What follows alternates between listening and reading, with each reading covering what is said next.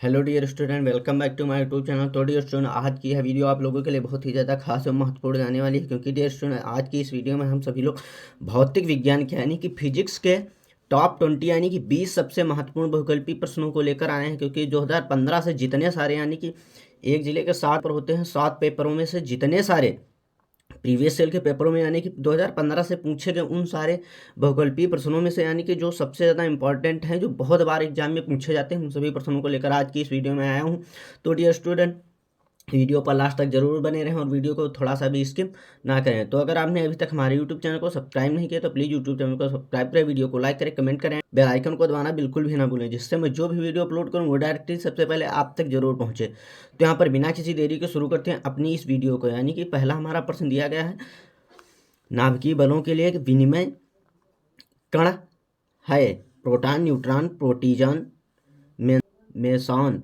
तो मेसॉन हमारा क्या है, नाभिकीय बलों के लिए विनिमय कण है। प्रश्न नंबर हमारा दूसरा दिया गया, वस्तु की अपेक्षा बड़ा आभासी प्रतिबिंब बनाने वाला दर्पण है, समतल, अवतल, उत्तल, इनमें से सभी। तो अवतल दर्पण जो है वस्तु की अपेक्षा बड़ा आभासी प्रतिबिंब बनाने वाला दर्पण है। प्रश्न नंबर 3 हमारा दिया गया है, एक पी टाइप अर्चालक होता है, उदासीन, धनावेशी, ऋणावेशी दोनों। तो उदासीन होता है। प्रश्न नंबर 4 देखते हैं, आवेश का खोखला गोला वैद्युत क्षेत्र उत्पन्न नहीं करता है, आंतरिक बिंदु पर, बाहरी बिंदु पर, 2 मीटर से अधिक दूरी पर, 5 मीटर से अधिक दूरी पर। तो आवेश का खोखला गोला वैद्युत क्षेत्र 2 मीटर से अधिक दूरी पर नहीं उत्पन्न करता है। प्रश्न नंबर 5 हमारा दिया गया है, धारितीय परिपथ में धारा विभवांतर के अग्रगामी होती है, पश्चगामी होती है, एक ही कला में होती है, कुछ कहा नहीं जा सकता। तो क्या होती है, धारितीय परिपथ में धारा विभवांतर के एक ही कला में होती है। गाइज ये सभी यानी कि 1 नंबर का जो प्रश्न आते हैं उसमें भी ये बहुविकल्पी प्रश्न बहुत आपकी हेल्प करेंगे, क्योंकि कुछ ऐसे प्रश्न हैं जो बहुविकल्पी से ही पूछे जाते हैं और ये वही प्रश्न है जो लगभग हर बार बोर्ड एग्जाम में पूछे जा चुके हैं, यानी कि प्रीवियस सेल में पेपरों में आ चुके हैं और जो बार बार आए हैं उन्हीं प्रश्नों के, यानी कि टॉप 20 बहुविकल्पी प्रश्नों को लेकर आज की इस वीडियो में हम आए हैं।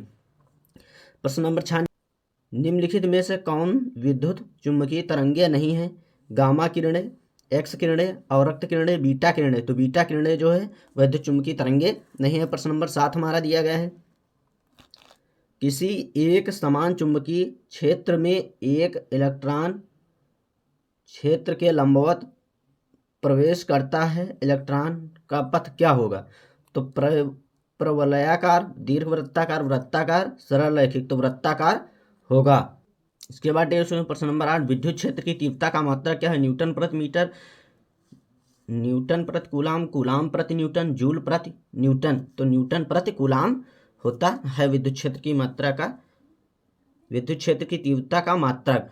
गाइस जितने सारे मात्रक हैं उन सभी को बिल्कुल अच्छी तरीके से याद करके जाएंगे, क्योंकि ये मात्रक ही बहुत ज़्यादा बोर्ड एग्जाम में पूछे जाते हैं। प्रश्न नंबर 9 हमारे दिया है, किसी विद्युत रोधी माध्यम का परावैद्युतांक क्या हो सकता है, 6, 0, -3, 0.7। तो 6 हो सकता है, यानी कि किसी विद्युत रोधी माध्यम में परावैद्युतांक के क्या हो सकता है, 6 हो सकता है। प्रश्न नंबर 10वां हमारा दिया गया है, लेंज का नियम किसके संरक्षण नियम के अनुरूप उत्पन्न होता है, आवेश, संवेग, ऊर्जा, द्रव्यमान। तो ऊर्जा के नियम के अनुरूप उत्पन्न होता है।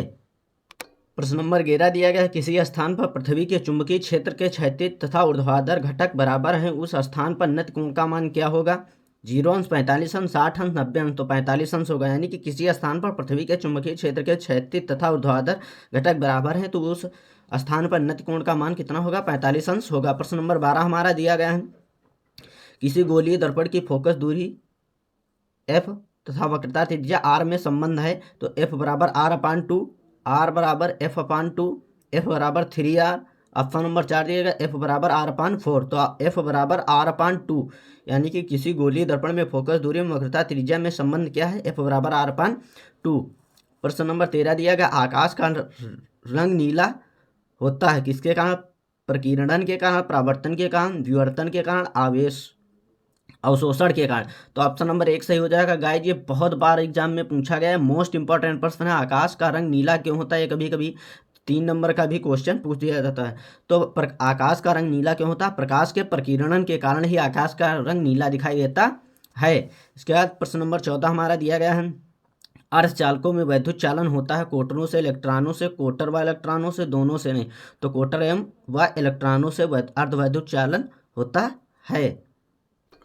प्रश्न नंबर 15 देगा, निम्न में से कौन विद्युत चुंबकीय तरंग नहीं है? प्रकाश तरंगे, रेडियो तरंगे, एक्स किरणें, ध्वनि तरंगे। तो प्रकाश तरंगे जो है विद्युत चुंबकीय तरंगे नहीं है। इसके बाद प्रश्न नंबर 16 हमारा दिया गया है, वार गेट में एक निवेश 0 तथा दूसरा 1 है, निर्गत होगा 0 1 0 या 1 कोई नहीं, तो 1 होगा। प्रश्न नंबर 17 हमारा दिया गया, हाइड्रोजन नाभिक की बंधन ऊर्जा है -13.6 electron volt, 13.6 electron volt, 6.8 electron volt, 0। तो हाइड्रोजन नाभिक की बंधन ऊर्जा कितनी होगी? 0 होगी, यानी कि ऑप्शन नंबर 4 सही हो जाएगा। इसके बाद प्रश्न नंबर हमारा 18 दिया गया है, प्रकाश तरंगों के अनुप्रस्थ प्रकृति की पुष्टि होती है ध्रुवण के कारण, विवर्तन के कारण, व्यतिकरण के कारण, अपवर्तन के कारण। तो व्यतिकरण के, यानी कि प्रकाश के अनुप्रस्थ प्रकृति की पुष्टि व्यतिकरण के कारण ही होती है।